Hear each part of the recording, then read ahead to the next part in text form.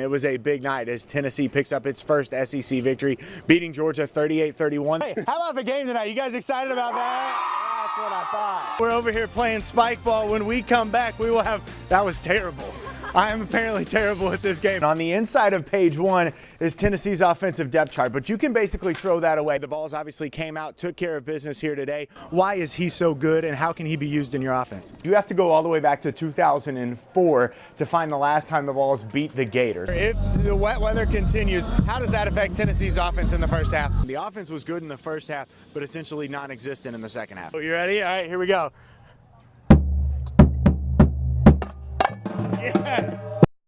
Well, hey, Jillian, I tell you what, sitting up in the press box, it was like you had to have your head on a swivel in that third quarter because Tennessee scored the 4 touchdowns you just showed, all within a matter of 5.5 minutes. And the kickoff return for a touchdown and punt return for a touchdown coming within a matter of about 3.5 minutes. And that is exactly what Tennessee wanted in this game. We have heard Coach Butch Jones talk so many times about playing complementary football. The offense scored 2 touchdowns, thanks in large part to an interception from Darren Kirkland Jr.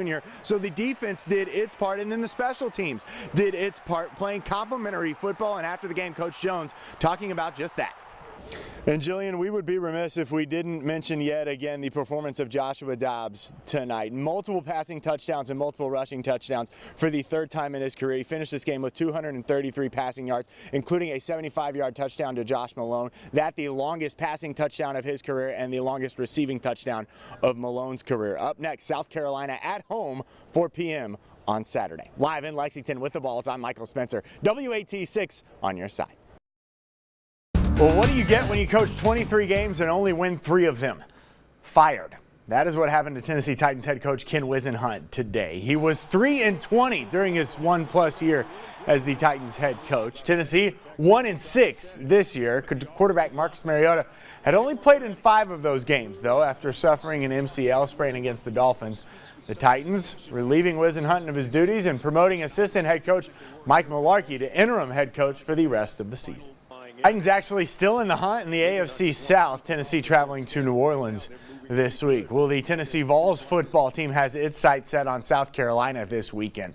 The last 2 games have really seen an improvement in Tennessee's pass rush, including the emergence of that guy, number 50, Corey Vereen. Vereen has 4.5 tackles for loss over the last 2 games. And in his first 2 years at Tennessee, he had a total of 5. He's also seen his sack numbers improve, recording 2 sacks this season, both of them against Alabama. Now you get the feeling with a young quarterback for South Carolina, the Vols going to be able to put a good amount of pressure on the QB again this week. Kickoff set for 4 p.m. at Neyland Stadium. The first edition of the College Football Playoff Rankings announced tonight.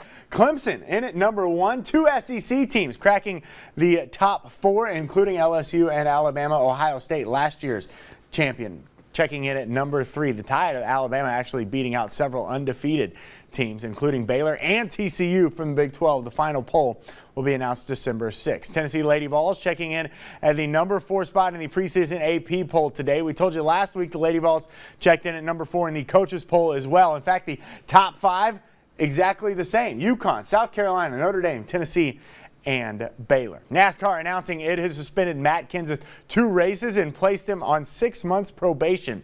NASCAR deeming that Kenseth intentionally wrecked Joey Logano late in Sunday's race at Martinsville. You can see it there.